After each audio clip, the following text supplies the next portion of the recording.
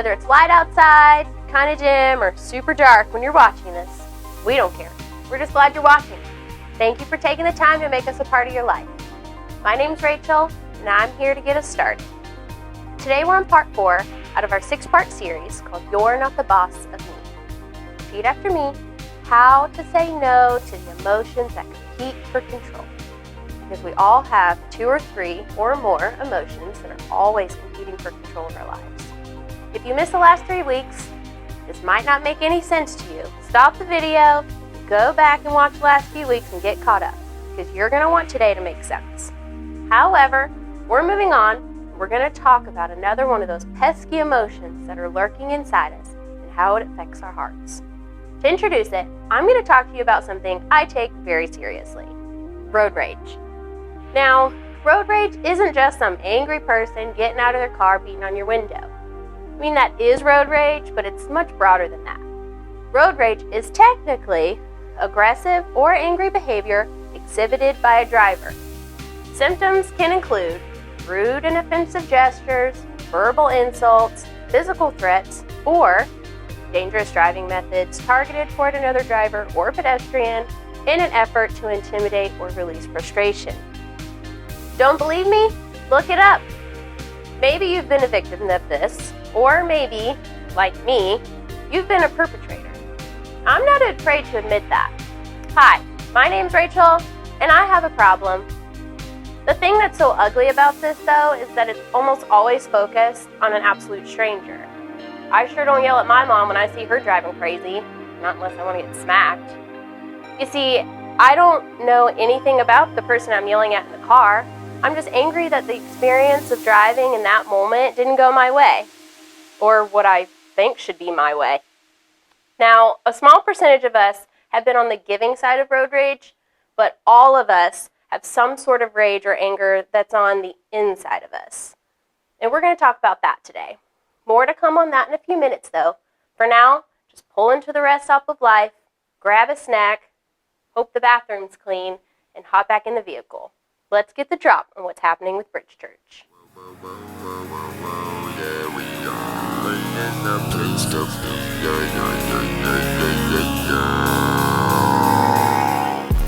This is John from Bridge Kids, and you're about to get the drop.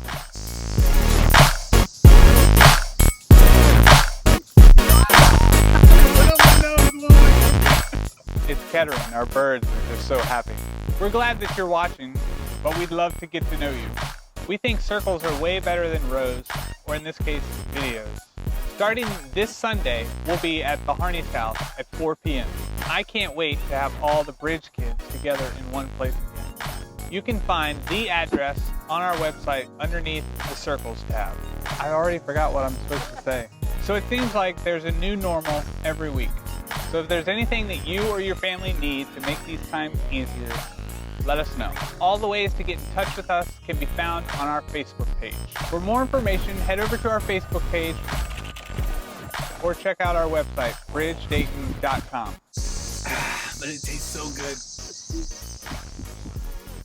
And now, here's John with part 4 of our series, You're Not the Boss of Me.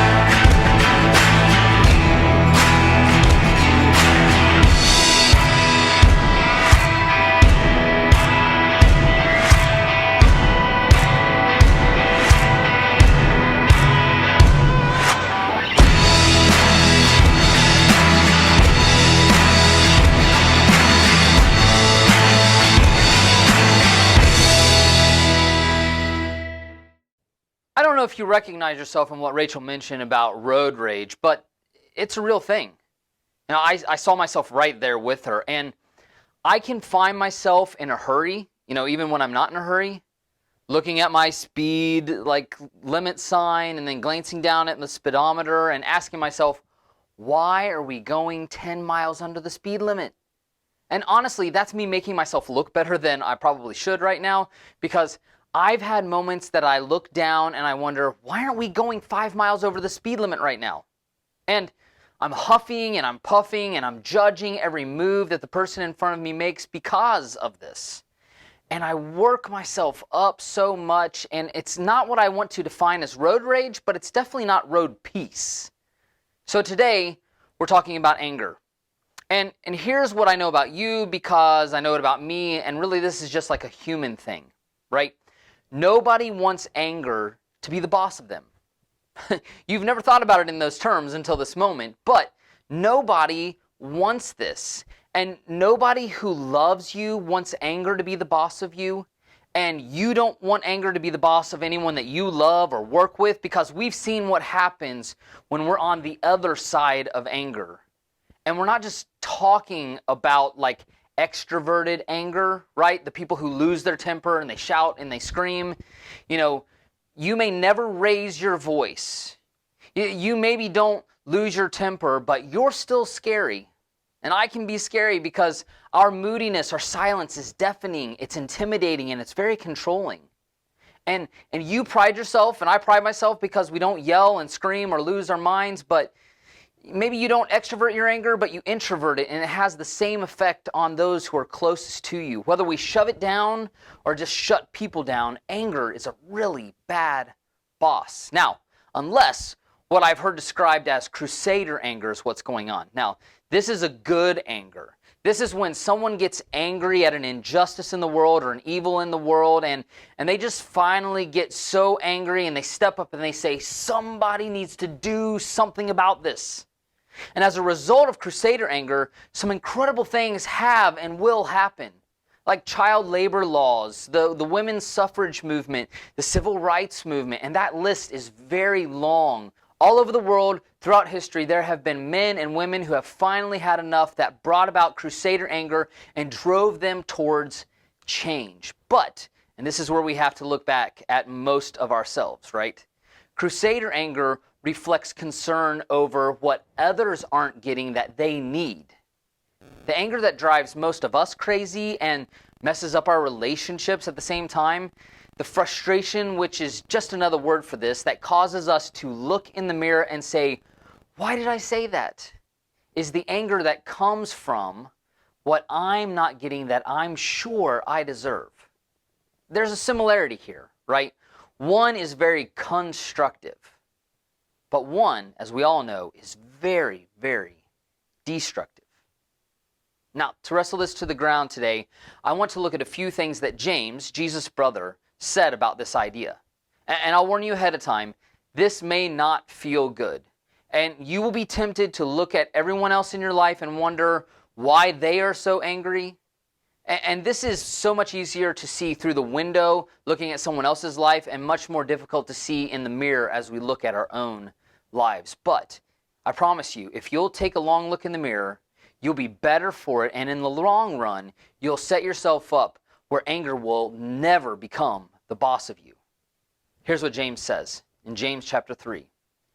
Who is wise and understanding among you? And he's not asking anyone to raise their hand here, Basically, he's saying wisdom means who has insight. Wise people understand that life is connected, that the past and the present impact the future, that what's going on now is going to show up later on in your life. So James says, do you think you're wise, insightful, and know how to keep things in perspective? Do you think? If so, James says, I want to challenge you in that. Let them show it, let us show by their good life, by the deeds done in humility that comes from wisdom. Because wise people are always humble. Arrogance just doesn't make any sense. Arrogance is irrational and flies in the face of everything we know about how the world works and how people are. So, if you are wise, you show it by the way that you live your life. And it will be exported through humility, because wisdom always leads to humility. Now, I'm sure you've had the experience of running into someone or hearing someone on the news who is so arrogant. And I don't know about you, but whenever I run into arrogance, and I'm not talking about just like a big personality person here, right? Many times it goes way beyond a big personality in life.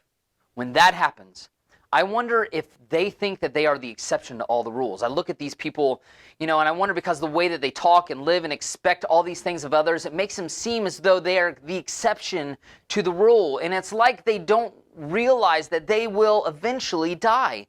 That they have virtually no control over anything, or had anything to do with making them who they are, or anything with controlling their future at all, because we all have to live our lives in sync with things that we have no control over.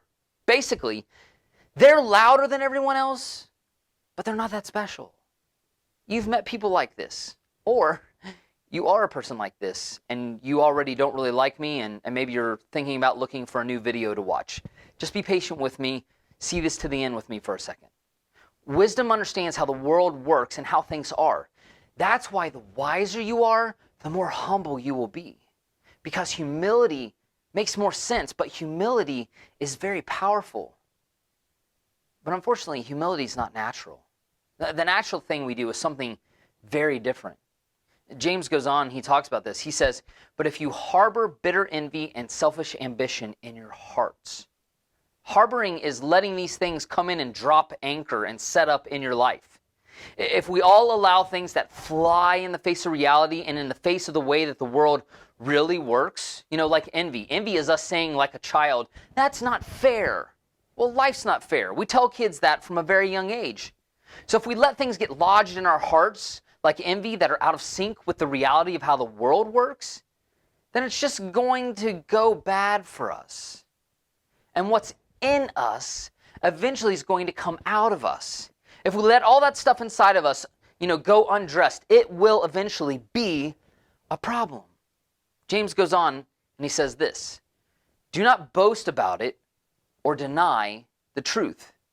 So if you harbor bitter envy and have selfish ambition that is all about you, you have no humility, because you make the world all about you, and it makes no sense. And humility, to see this, comes from wisdom.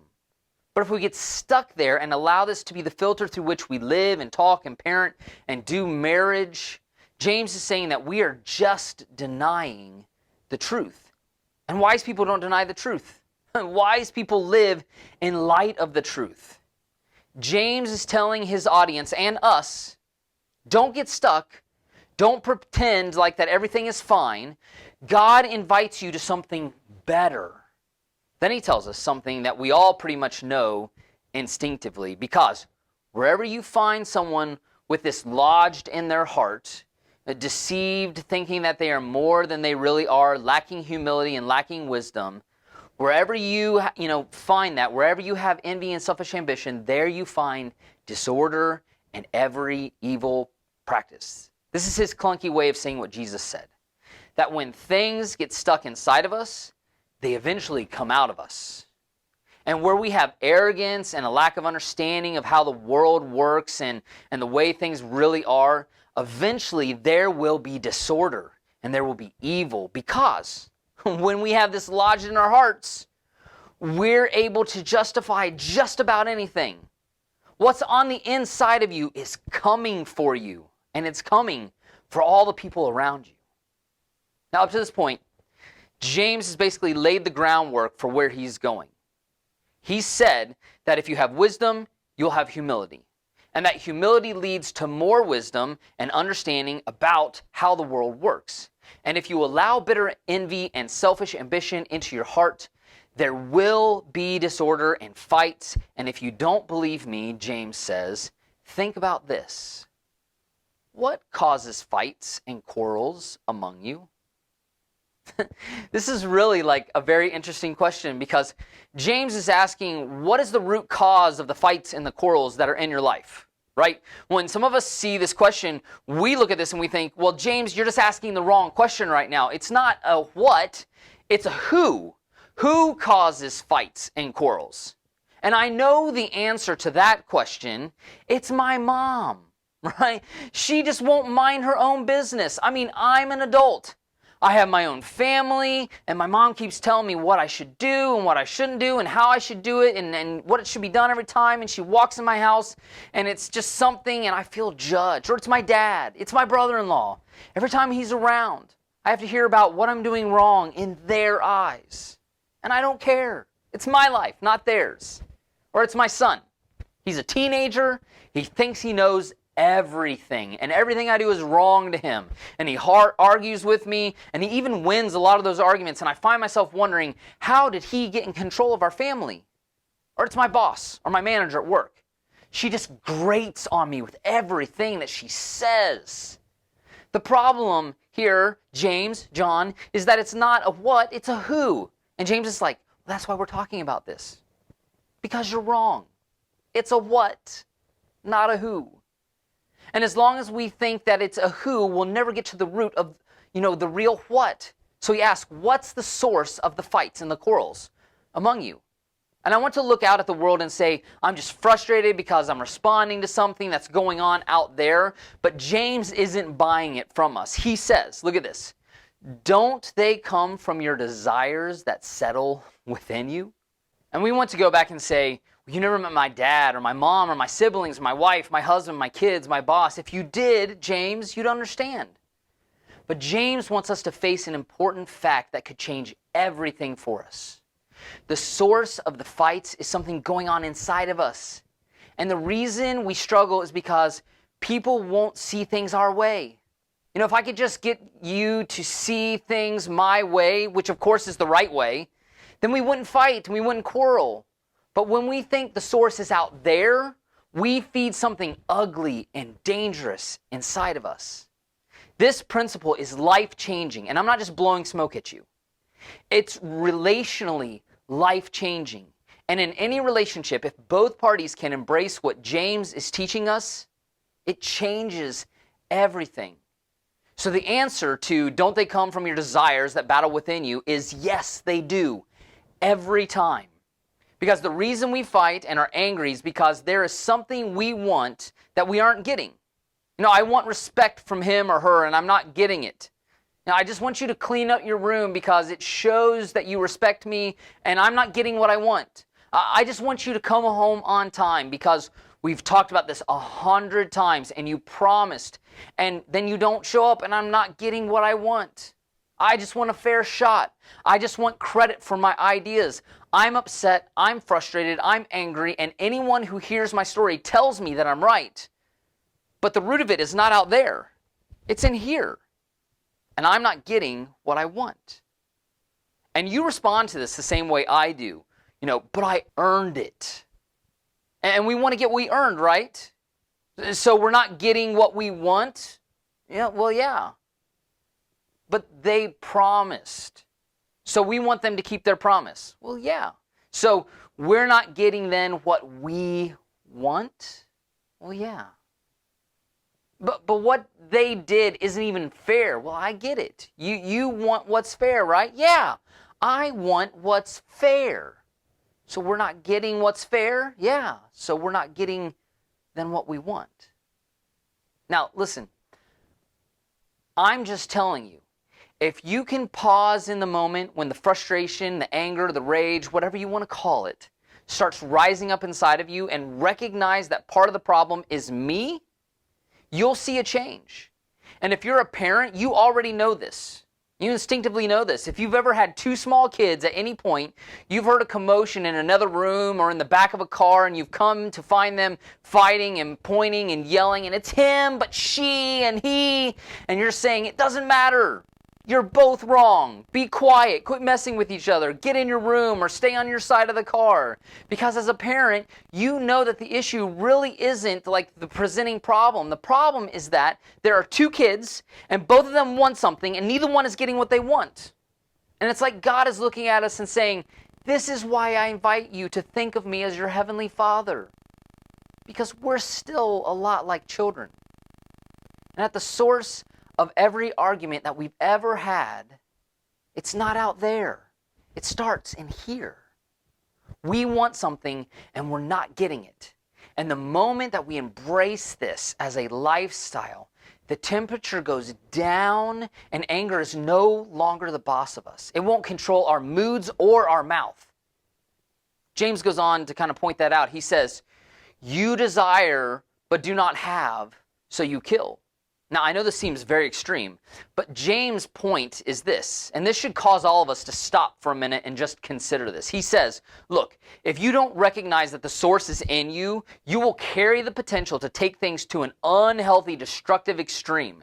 And as long as you think that it's him or her, and since you can't control him or her, you will feel like you have an excuse to not control you. Because eventually we think, well, if they don't control themselves, then they deserve this. James is saying that the very thing that leads to murder, it's inside of you, it's inside of me. Because what causes murder? Somebody wants something that they can't get any other way, and it drives them to murder. And they believe it's a justified response, and they blame the other person. And so James is giving us a heads up as wise, understanding people that this is inside of us. To think one moment that we don't have it in us to do something unhealthy to another person in order to get what we want is deceiving ourselves. Be humble enough to realize that this resides inside of us. He wraps it up like this. You are envious and cannot obtain, so you fight and quarrel. Basically, you want it but can't get there. Everyone else has gotten a break, but you haven't gotten yours yet. Everybody got in, but you didn't. Everybody drives a nice car, but you don't. Everybody else's kids, everybody else. And he says, whoa. You want it, but you can't get it, so you fight and you quarrel. You can't get the approval, the acceptance. Just fill in the blank for you. We've all got it here. The point, though, is that the source is not out there. The source is in here. We aren't getting our way. We aren't getting what we want. We're like the kids screaming in the other room in the house or in the back of the car, and our Heavenly Father is saying, stop it. We're not going to talk about the details. Stop and think for a minute. It's not him, it's not her. Like we talked about a few weeks ago, if I shake you up, what comes out is just what's in there. You can't say, if you stop shaking me, it wouldn't be in here. No, what comes out is what's in there. And conflict is just something that shakes us up. And what comes out? Oh man, I just want my way. I want what I deserve. I want what I was promised. And don't hear what I'm not saying, right? Of course, there are circumstances that should upset us. And of course, being treated unfairly should upset you. And of course, broken promises, should upset you. But in the midst of conversation, as it dawns on you, mature, wise people with understanding pause and they say to themselves, you know what? Part of the problem, here, not the whole, but part of it, and the source of it is just that I'm not getting what I want. And when we own our part of the argument pie, the temperature comes way down, and anger and rage and frustration will no longer be the boss.